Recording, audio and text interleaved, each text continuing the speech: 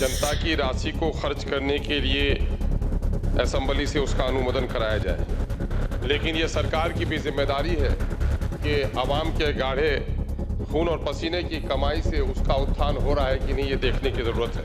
Revenue department के जरिए से जो वसूली की जा रही है कर्मचारियों के जरिए से और सर्किल ऑफिस के जरिए से, मैं समझता हूं कि बिहार में इससे पहले इतना बड़ा शोषण कभी नहीं हुआ है। मैं सरकार का आलोचक नहीं, बल्कि मैं चाहूंगा, मैं ईमानदारी के साथ अगर बोलें तो सत्ता और विपक्ष सारे लोग इस बात में सहमत हैं कि इस वक्त रेवेन्यू डिपार्टमेंट में बेइंतहा लूट हो रही है। मैं सरकार नए इरादों के साथ आई है, मैं आलोचना नहीं कर रहा हूं, इस पर काबू पाने की जरूरत है। जनता बहुत बेहाल है। मैं जल संसाधन मंत्री का आभारी हूं कि उन्होंने पिछले दिनों में तवज्जो दी है। आइंदा भी सीमांचल के कटाव पर तवज्जो देने का काम करेंगे। कि हो सकता है उसमें ये भी कारण हो। आप अभी बोले हैं, अभी प्रोसीडिंग देख लीजिएगा, आपने जो बोला है अभी प्रोसीडिंग देख लीजिएगा, और जब आपके भी दिल में है कि हो सकता है ये भी कारण हो, तो मैंने तो उतना ही कहा था।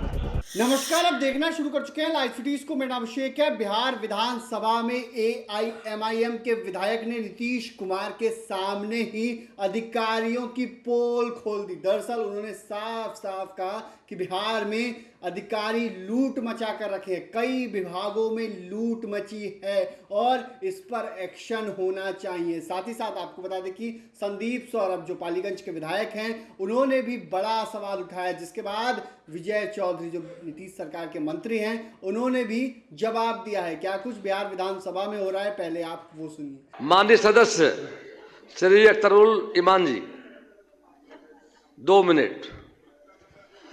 अध्यक्ष महोदय, मैं कटौती प्रस्ताव के पक्ष में बोलने के लिए खड़ा हुआ हूं।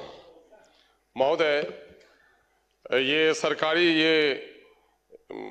संवैधानिक कंपल्सन है कि जनता की राशि को खर्च करने के लिए असेंबली से उसका अनुमोदन कराया जाए, लेकिन ये सरकार की भी जिम्मेदारी है कि आवाम के गाढ़े खून और पसीने की कमाई से उसका उत्थान हो रहा है कि नहीं, ये देखने की जरूरत है। मौजूदा वक्त में जो इस वक्त खासकर रेवेन्यू डिपार्टमेंट के जरिए से जो वसूली की जा रही है कर्मचारियों के जरिए से और सर्किल ऑफिस के जरिए से, मैं समझता हूं कि बिहार में इससे पहले इतना बड़ा शोषण कभी नहीं हुआ है। मैं सरकार का आलोचक नहीं, बल्कि मैं चाहूंगा, मैं ईमानदारी के साथ अगर बोलें तो सत्ता और विपक्ष सारे लोग इस बात में सहमत हैं कि इस वक्त रेवेन्यू डिपार्टमेंट में बेइंतहा लूट हो रही है। मैं सरकार नए इरादों के साथ आई है, मैं आलोचना नहीं कर रहा हूं, इस पर काबू पाने की जरूरत है। जनता बहुत बेहाल है। मैं इस वक्त सीमांचल से आता हूं। सीमांचल में सबसे घनी नदियां हैं। 100 किलोमीटर के दरमियान में जो हिमालय के गोद में बहने वाले 300 किलोमीटर 400 किलोमीटर की बारिश और नदियों का पानी 10 से 15 किलोमीटर समाहित हो जाता है। कटाव बहुत अत्यधिक है। मैं जल संसाधन मंत्री का आभारी हूं कि उन्होंने पिछले दिनों में तवज्जो दी है। आइंदा भी सीमांचल के कटाव पर तवज्जो देने का काम करेंगे। महोदय, इस वक्त फ्लाईओवर्स बन रहे हैं, सरकार तरक्की कर रही है, लेकिन मैं कहूंगा कि अभी भी सीमांचल में 20, 25, 30, 40 किलोमीटर की दूरी पर पुलों का निर्माण नहीं हुआ है, उस पर तवज्जो देनी चाहिए। महोदय, मैं चूंकि यह सरकार कानून के राज की बात करती है, मैं माननीय मुख्यमंत्री हैं और सदन है, मैं गुजारिश करना चाहूंगा कि लोकतंत्र में जनप्रतिनिधियों का मान और सम्मान अपनी जगह पर है, लेकिन पिछले विगत कई वर्षों से अफसरशाही का जो एक चलन बढ़ा है महोदय, उससे सिर्फ ये नहीं कि आपके जनप्रतिनिधि अपमानित हो रहे हैं, बल्कि जनता का शोषण दोहन भी हो रहा है और जनता का काम सही तौर पर नहीं हो पा रहा है। बैठ जाएं, आपका समय समाप्त हुआ। एक बात मैं और कहूंगा महोदय श्री संदीप सौरभ जी, थोड़ी सी प्लीज बैठ जाइए, समय समाप्त हुआ। एक सर थोड़ा, बिजली मंत्री यहाँ पर है सर, बिजली की हालत बड़ी खराब है सर, हमारे उस क्षेत्र का कमज। प्लीज बैठिए, हो गया आपका। अध्यक्ष महोदय, कटौती प्रस्ताव पर बोलने से पहले 1 मिनट बोलना है। एक बात कहना चाहेंगे। कल सदन में सरकार की तरफ से कहा गया कि मुख्य चुनाव आयुक्त ज्ञानेश कुमार की निष्पक्षता और कुशलता के चलते, उनके बेहतर चुनाव संचालन के चलते अंतर्राष्ट्रीय स्तर पर चुनाव की जो कमेटी है, चुनाव से संबंधित कमेटी, उसका चेयरपर्सन बनाया गया। हम नहीं मानते हैं कि माननीय संसदीय कार्य मंत्री ने सदन को गुमराह करने के लिए कहा है। संभव है कि ये संगत का भी असर हो।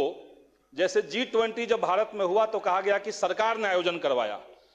हम कहेंगे महोदय कि ये सिंपल एक प्रैक्टिस है, एक रोटेशन के तहत 2026 में भारत को मिलना था, ठीक वैसे ही जैसे आगे चल करके 2033 में वो किसी और देश को मिलना है, ट्यूनीशिया को मिलना है, वो अभी से तय है। तो सदन को गुमराह न किया जाए। दूसरी बात हम कहेंगे महोदय कि कल हमने जब कहा था तो माननीय मंत्री जी ने कहा कि ऑनगोइंग स्कीम के ऊपर ये नहीं होता है, पहले से कोई स्कीम होता है तो नहीं होता है, आचार संहिता का वो पैसा बांटने वाला सिस्टम खत्म नहीं होता है। लेकिन तमिलनाडु, आंध्र प्रदेश और तेलंगाना में पहले के स्कीम को रोके गए हैं महोदय। सदस्य तो सदन को गुमराह न किया जाए, ये हम कहेंगे महोदय। श्री अजय कुमार जी, के पास कम समय है, थोड़ा संरक्षण दिया जाए महोदय। प्लीज बैठिए, समय समाप्त आपको। प्लीज बोला जाए। हम पॉइंट ऑफ क्लैरिफिकेशन पे, माननीय सदस्य ने कहा कि उनको इस कारण नहीं मिला है, और आपने ये भी कहा कि हो सकता है उसमें ये भी कारण हो। आप अभी बोले हैं, अभी प्रोसीडिंग देख लीजिएगा, आपने जो बोला है अभी प्रोसीडिंग देख लीजिएगा। और जब आपके भी दिल में है कि हो सकता है ये भी कारण हो, तो मैंने तो उतना ही कहा था। धन्यवाद। तो आपने सुना कि किस तरीके से नीतीश कुमार के सामने ही विधायक जी ने अधिकारियों की पोल खोल दी। कई विभागों में लूट मची है, कई अधिकारी लूट मचा कर रखे, उन पर एक्शन लेना होगा ताकि आम जनता को परेशानी ना हो। तो क्या कुछ विधानसभा में हुआ है आपने देखा ही है। बने रहिए लाइव सिटीज के साथ, हमारे यूट्यूब चैनल को सब्सक्राइब करिए, लाइक करिए। धन्यवाद।